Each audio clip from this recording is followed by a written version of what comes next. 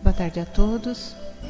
Vamos nesse momento nos ligando com o nosso mentor individual, com a espiritualidade amiga desta casa, com Joana de Ângeles, Irmã Rosário, Irmã Teresa, e agradecer a todos pelo carinho, pela amizade, pelo acolhimento. Nos ligamos com nossa mãezinha querida, Maria de Nazaré, pedindo a ela que nos envolva na sua luz, na sua paz, na sua serenidade, que nos aconchegue juntinho ao seu coração de mãe num abraço muito caloroso. De mãos dadas a Maria, chegamos à presença do nosso Mestre amado Jesus e a Ele pedimos que derrame a sua luz sobre nós, que nos auxilie no entendimento e na aplicação dos seus ensinamentos em todos os momentos da nossa existência. De mãos dadas a Maria e a Jesus, chegamos à presença do nosso Pai Criador. A Ele agradecemos pelo que somos, pelo que temos, pela oportunidade bendita de estarmos aqui reunidos. E vamos nesse momento elevando os nossos corações e os nossos pensamentos em louvor e agradecimento, dizendo ao Pai: Pai nosso que estais nos céus, santificado seja o vosso nome, venha a nós o vosso reino, seja feita a vossa vontade, assim na terra como nos céus. O pão nosso de cada dia nos dai hoje, perdoai as nossas ofensas, assim como perdoamos aqueles que nos têm ofendido. E não nos deixeis cair em tentações, mas livrai-nos de todos os males, pois vossos são o reino, o poder e a glória para todo sempre. E harmonizados que estamos, vamos nos ligando com as equipes espirituais de tratamento desta casa, pedindo que seja derramado a luz branca do Cristo sobre todos os assistidos. Essa luz vai serenando, acalmando e tratando a cada um de nós. Pedimos às equipes de P2 que projetem a luz azul sobre todos nós. Essa luz vai percorrendo o sistema nervoso central, tratando cada um dos centros de força, trazendo todos eles no equilíbrio. Pedimos às equipes de CH que projetem a luz rosa no coração de cada um dos assistidos. Essa luz vai serenando, acalmando esse cardíaco, fortalecendo a fé e a confiança em cada um de nós. Nos ligamos com as equipes de P3B e pedimos a projeção da luz branca do Cristo, de um azul muito intenso que envolverá o coração e a mente de cada assistido. Pedimos também que sejam feitos todos os cortes de ligação que se fizerem necessários, que essas energias sejam levadas para o astral, para o tratamento mais adequado.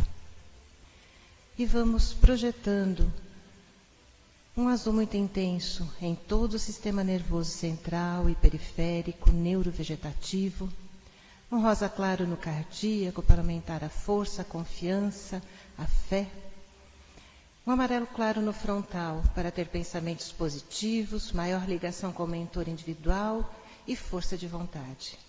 E pedimos uma cúpula rosa clara vibrante da cabeça aos pés, envolvendo todos os assistidos de P3B. Aos assistidos de saúde, pedimos a projeção das cores do arco-íris, fazendo como uma cúpula protetora, envolvendo cada um desses assistidos pelo tempo que se fizer necessário. Que assim seja, Senhor. Graças a Deus. Convidamos a todos para que assistam neste momento a palestra que será colocada no ar. Que assim seja. E vamos envolver com todo o nosso carinho e gratidão a nossa irmã Samanta, que nos trará as palavras do Evangelho desta noite. Boa palestra.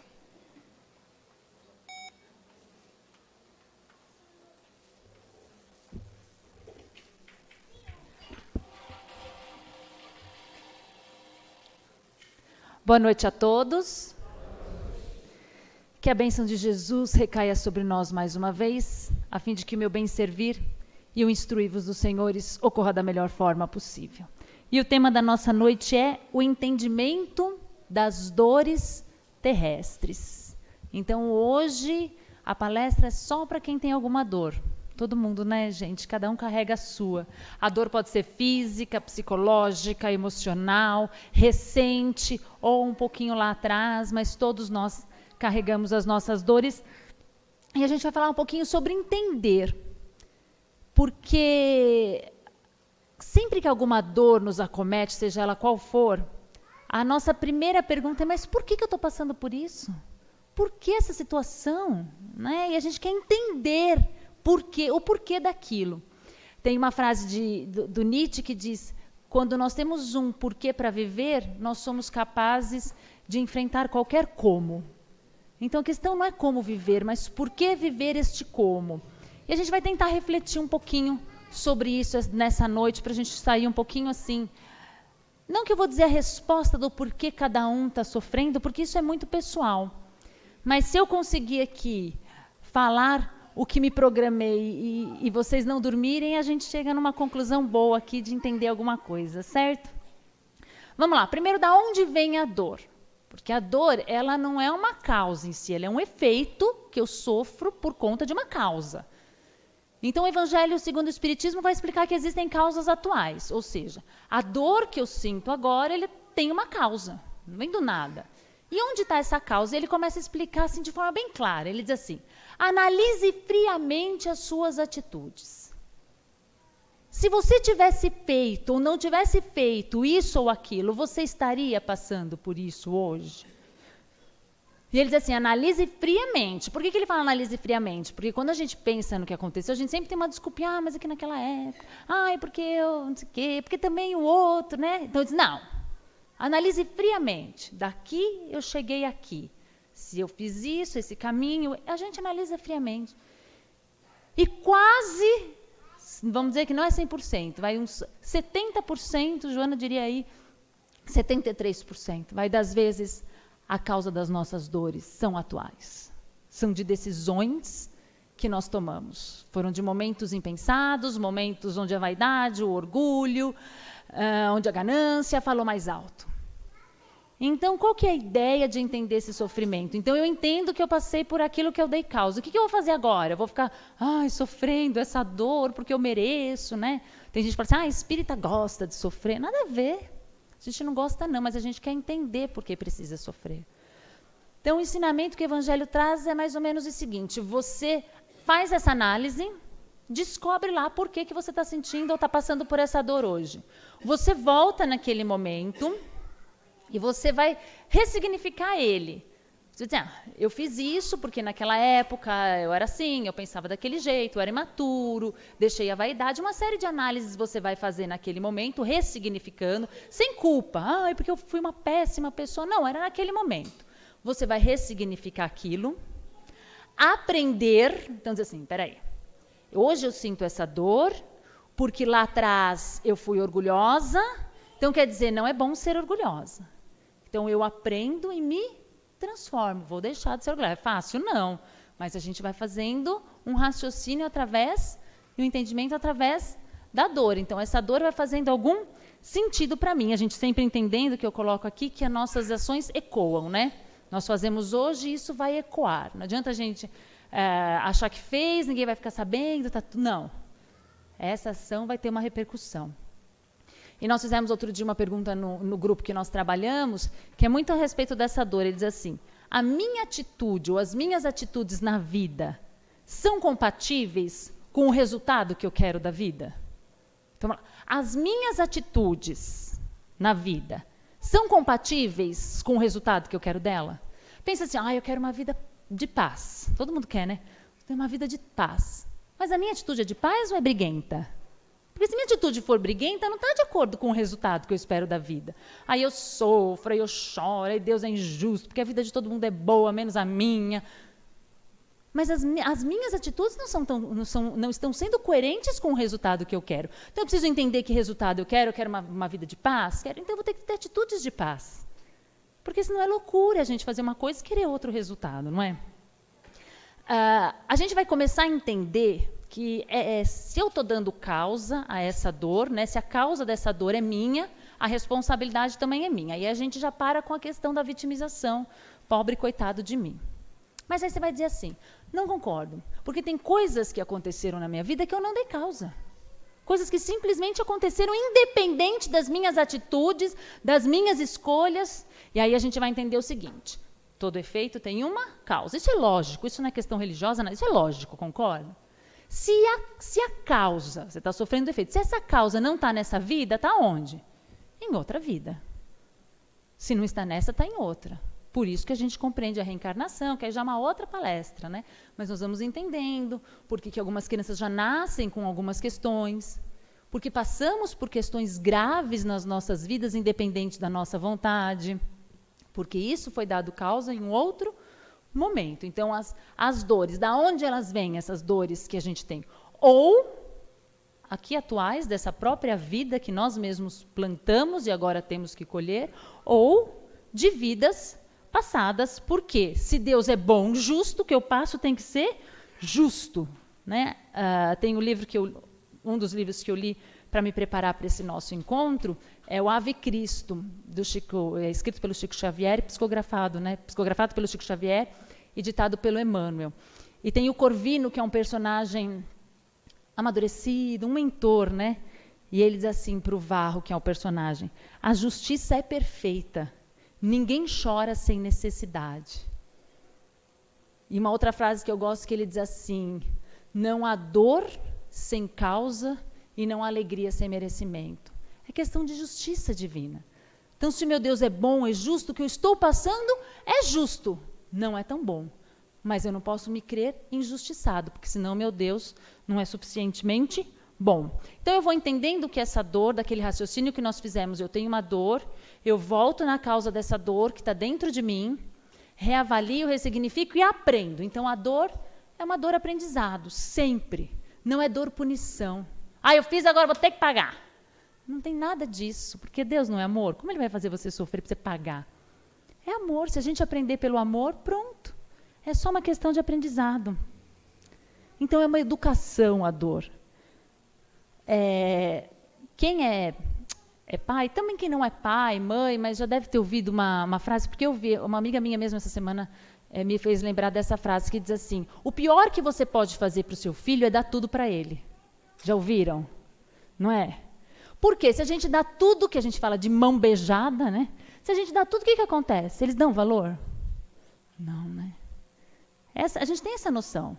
Não pode vir tudo de mão beijada. Porque quando a gente sua é que a gente dá valor na coisa. Quando a gente conquista, quando a gente se empenhou para aquilo.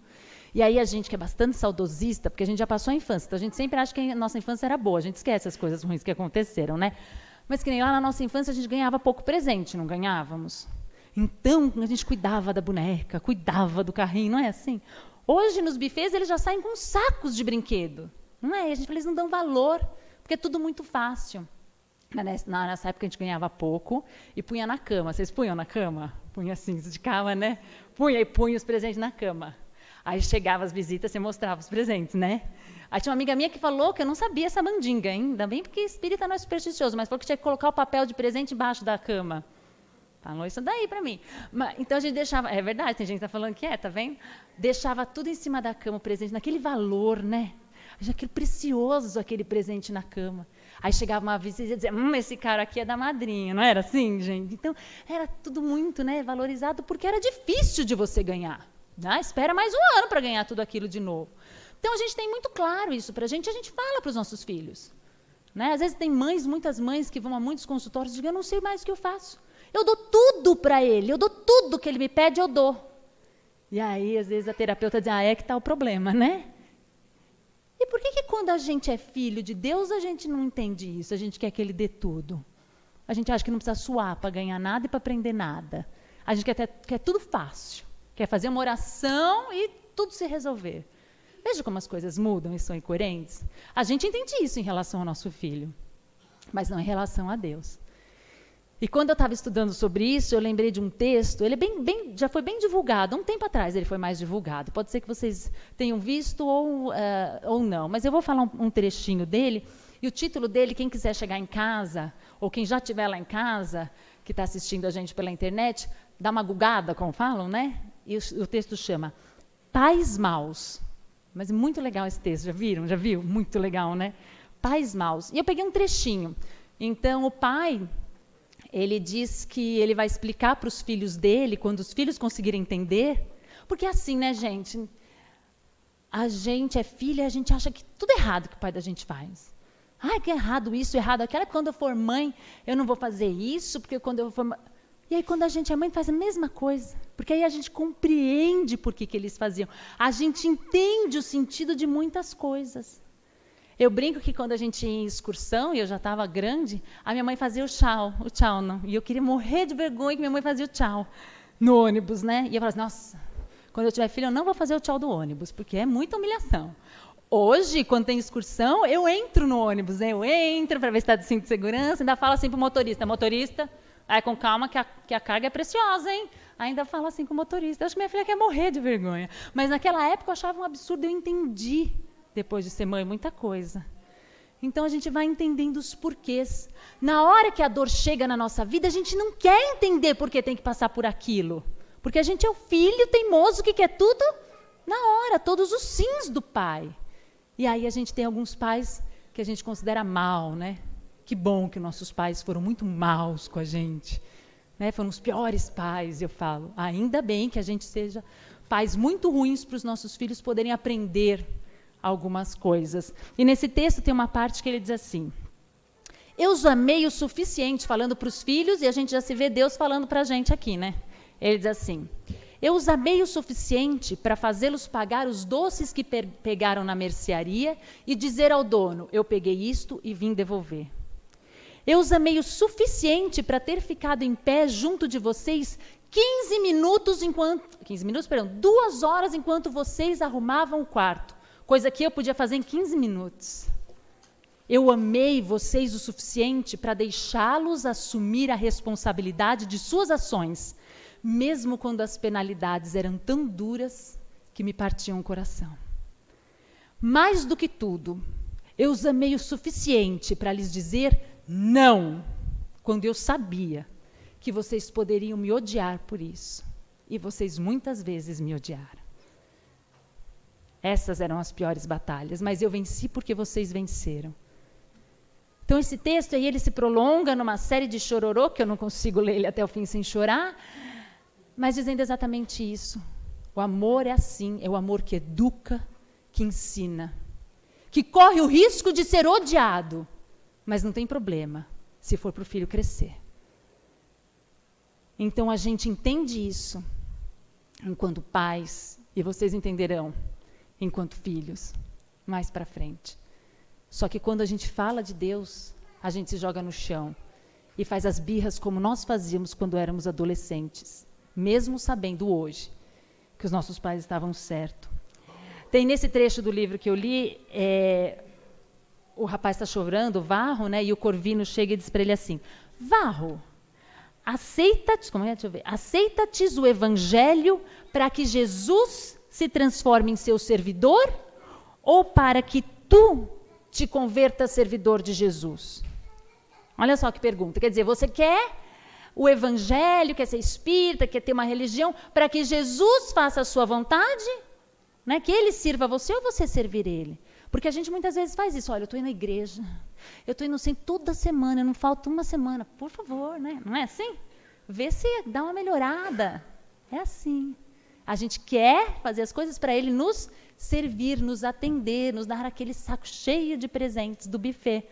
Ao invés dele dar um pouquinho para a gente valorizar e aprender como são. Aí a gente não deu valor, ele vai lá, tira o presente, a gente joga no chão e chora. Aí aprende como era bom ter o presente, que nós não demos valor. É assim que vai funcionando. Nós somos crianças. Não é à toa que Jesus ensinou a gente chamar ele como pai, né? Deus como pai. Bom, a gente vai entendendo, então, que existe a dor, que todos nós sofremos nossas dores, que essas dores advêm de nós, que não é castigo divino, porque aí seu Deus é muito ruim se você acreditar que é castigo de Deus, né? Melhor ser ateu, porque se você acha que seu Deus quer te castigar, te odeia, quer fazer você pagar, então não faz nenhum sentido isso, certo? Então não pode vir de Deus essa dor. Eu provoquei em algum momento, nesta vida, provavelmente, ou em outra. Então eu começo a entender. E o que eu passo é para aprender. É para aprender alguma coisa. Sabe que tem um expositor que chama Forte, né? O Forte já deu várias palestras aqui, acho que vocês já assistiram, é sensacional a palestra dele, né? E os treinamentos, tudo. E uma vez ele disse assim, sabe por que Deus permite você levar um tapa na cara? Eu disse, não. para você saber o quanto dói e é humilhante levar um tapa na cara. Porque quando você dá um tapa na cara, você não acha que é grande coisa. Exatamente. A gente dá um tapa na cara e fala, ei, não é tanto assim, ei, não é para tanto. E aí quando a gente leva o tapa na cara, a gente sente que é para tanto. Que dói muito levar um tapa na cara. Mas às vezes a gente precisa levar para sentir na pele. Isso é aprendizado. Né? A gente fala, não põe o dedo na tomada, não põe o dedo na tomada. Aí o que acontece? Eles vão lá, põe o dedo, o garfo, a pole, põe tudo na tomada, não é? E aí toma um choque e aprendeu. Quer dizer, o pai fala, né? Deus fala, ama, filho, perdoa, deixa para lá. Ama, não liga. E aí, não, né?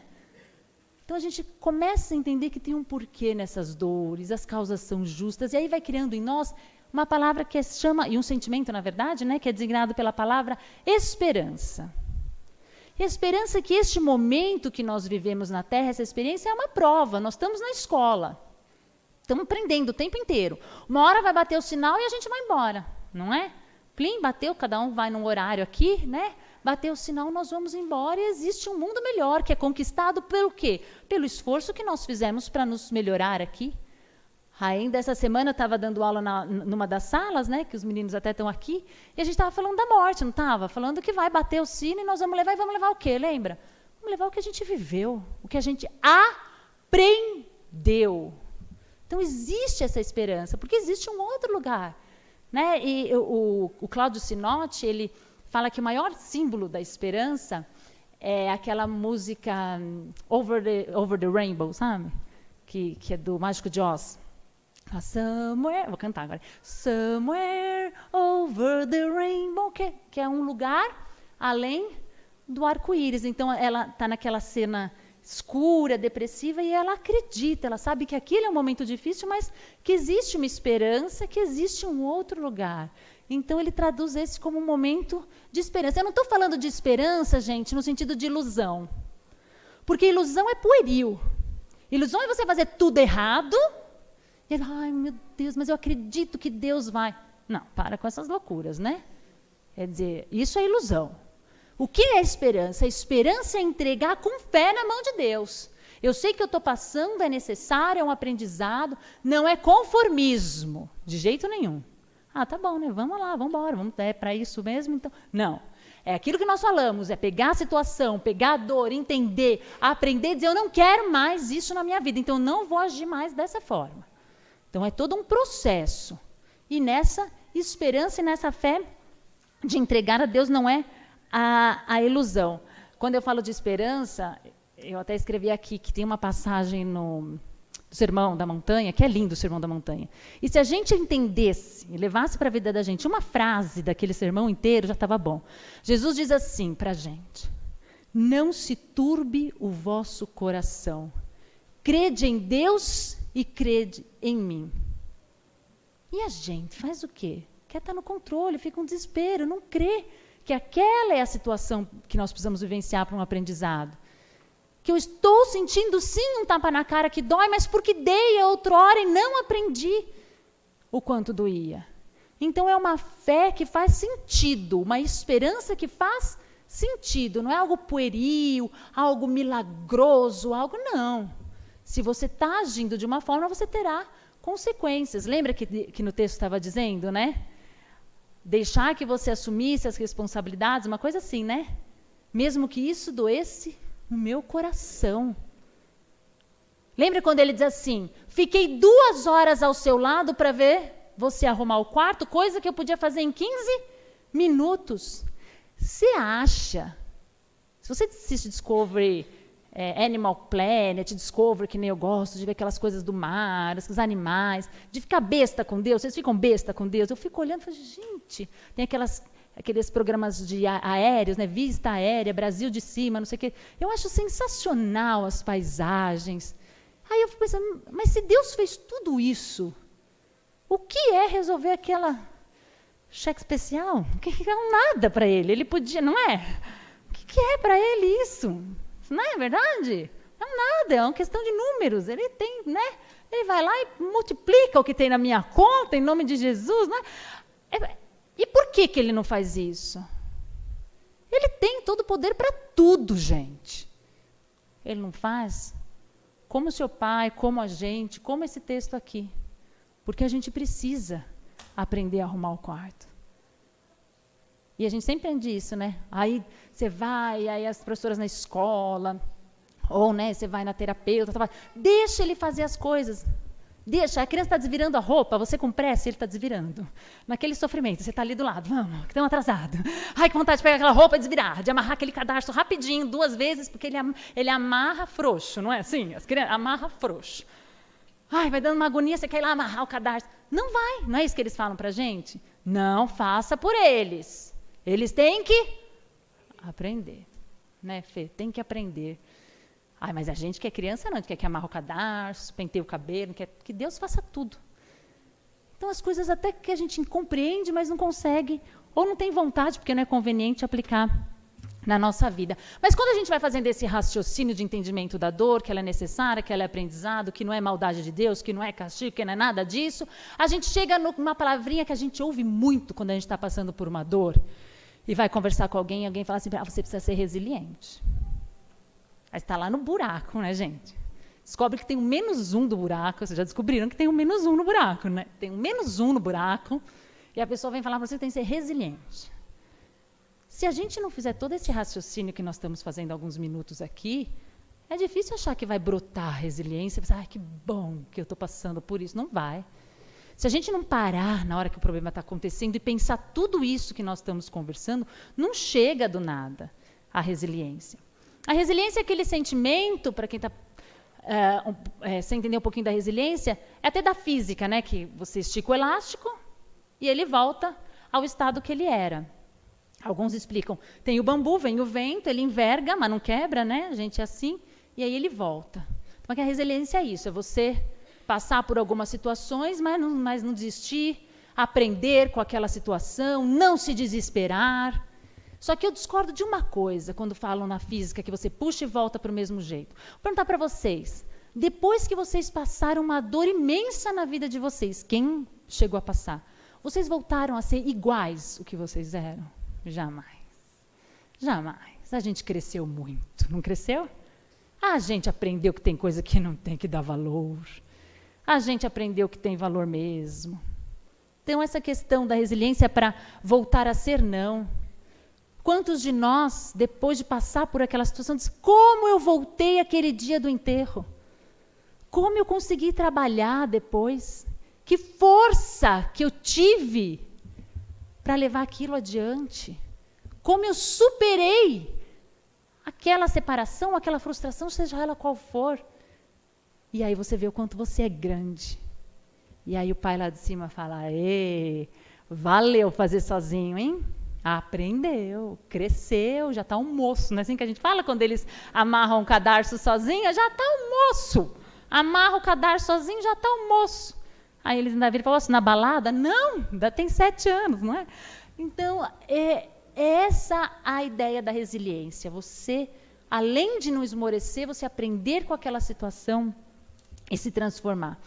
Na resiliência, tem um filósofo que chama Epéteto, né, que ele diz assim, não podemos escolher as circunstâncias externas da nossa vida. Muitas vezes a gente não escolhe. Outras a gente dá causa, como aprendemos, mas algumas a gente não escolhe. Mas sempre podemos escolher a maneira como reagimos a ela. Às vezes a pessoa conta para você uma história, se você não for tão evoluído que eu não sou evoluída, né? Aí a pessoa conta para mim uma história, conta. Aí eu falo, nossa, e aí, o que você falou? Aí a pessoa fala, eu deixei para lá. Eu disse, nossa, se fosse eu. Não falaram assim? Nossa, se fosse eu. É porque não acontece comigo isso, não é assim? Se fosse eu. Quer dizer, a circunstância que aconteceu é a mesma dele e a mesma se fosse você.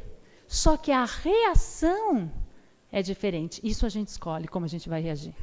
E isso está ligado à importância que a gente dá às coisas. Porque quando a gente não dá muita importância, a gente consegue passar em branco. Aqui, quem já lavou, não sei se vocês lavam roupa, eu lavo roupa. Lavou roupa, você decide usar a cândida, a água de lavadeira, vocês já decidiram? Porque aquilo cai em tudo, mancha tudo, não é?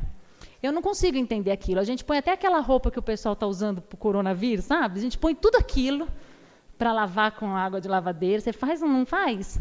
Faz um esquema e a água de lavadeira cai aonde, gente?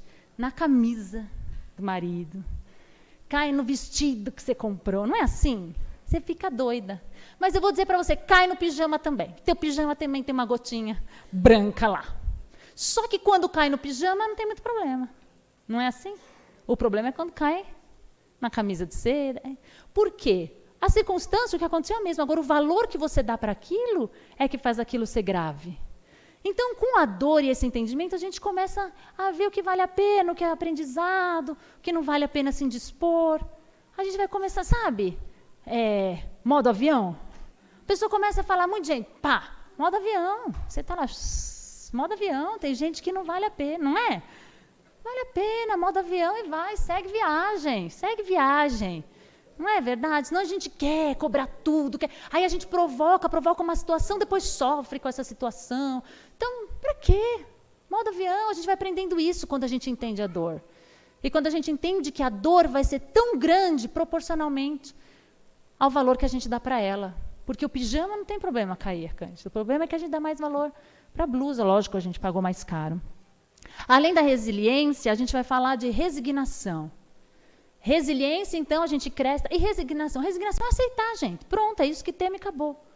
Hoje em dia é tão difícil a resignação. As pessoas querem mudar tudo, principalmente em sociedade. Se você vive em sociedade, tem algumas regras. Se você vive num prédio, tem regra. Não adianta você querer falar, então, eu não posso fazer tal coisa no prédio? Não, não pode. Resignação. Não é verdade, gente? A pessoa não quer, ela vai, faz um auê na reunião de condomínio, porque ela quer. Ela não é resignada, ela não entende que em determinadas situações, gente, não vai ter o que fazer. É aceitar e acabou. Eu dava aula, e uma vez eu estava dando aula para um aluninho, e aí ele chegou todo feliz, que a mãe dele estava grávida, né? Ele era um menininho. Aí ele chegou, minha mãe vai ter nenê, eu vou ter um irmãozinho, que ele queria um irmãozinho, né? Eu vou ter um irmãozinho, que eu vou brincar de carrinho, eu vou ter um irmãozinho. Aí tinha uma menininha do lado, um pouco sincera, e disse assim para ele, sempre tem as crianças que falam, né? Aí a menininha disse assim, e se for uma menininha? Aí ele parou assim, chocado, e disse assim, aí minha mãe vai ter que trocar no Carrefour. Aí eu achei sensacional, não é? Nada de resignação, nada de resignação. E a gente acha um absurdo, e algumas coisas na vida a gente quer ir lá trocar no Carrefour, acha que é assim, que se a gente bater o pé, se a gente jogar no chão, as coisas vão acontecer. Não vai. Resignação em alguns momentos. Tem uma última história de Santa Perpétua e Santa Felicidade, que foram duas mulheres que morreram naqueles circos que existia na época do cristianismo primitivo, né? Então, a Perpétua era uma mulher muito rica, de 22 anos, que era cristã naquela época, e foi presa junto com a escrava, que era a Felicidade, chamava a escrava dela. E elas foram presas e estavam ali, momentos antes de ir morrer naquele circo, naqueles espetáculos horrorosos. E o pai da Perpétua, que era muito rico, ele diz assim, filha, você tem um filho em casa, é só você dizer que não. Que você não é cristã e pronto, você sai daqui na mesma hora. É só isso que você precisa dizer. E ela diz assim, pai, olha isso aqui no chão. E tem um vaso. Ele diz, o que é isso? E ele diz, um vaso. E ela diz, você poderia dizer que era outra coisa? Ele falou, claro que não. Eu sou cristã. É isso que eu sou. Eu não posso dizer que eu sou outra coisa. Então, eles compreendiam o cristianismo como ser. Então, que a gente passe a ser cristão, em todos os momentos, e principalmente no momento de dor. No momento de dor. E a morte dela no circo, ali naquela situação, em nome de Jesus, naquela época era necessária essa prova de amor a Jesus, que era romper com aquele egoísmo, com as coisas materiais daquela época, e dizer, eu sigo algo sublime, algo muito mais do que material. E nós podemos fazer esses sacrifícios que também doem, podem não doer no corpo, no sentido daqueles sacrifícios da época, mas dói. A gente perdoar, ai, como é doloroso ter que perdoar, deixar para lá. Mas é esse o nosso sacrifício enquanto cristãos, a gente dizer, eu sou cristã. E pronto, é para engolir, vamos engolir isso aqui. É para passar a faca no pescoço, vai doer, mas nós vamos passar. Alguns sofrimentos, eles são necessários para o nosso crescimento. Foi isso que nós entendemos até aqui. E Pedro, ele manda uma carta para Coríntios, que eu acho que todas as cartas que Pedro envia, não só para o local de Coríntios, mas é para todos nós aqui, né? Ele diz assim, em tudo, olha a frase que ele fala, não é muito esperançosa, tá, gente? Mas assim, em tudo sereis atribulados. Se preparem, vocês vão ser provados, é isso que ele está falando, para aquele grupo de pessoas. Ele diz, em tudo sereis atribulados, mas não aniquilados, perplexos, mas não desalentados, perseguidos, mas não desamparados, abatidos, mas jamais destruídos. Vamos seguir em frente, porque tem um lugar lindo, sim, além do arco-íris. E a gente se vê lá. Obrigado pela atenção dos senhores.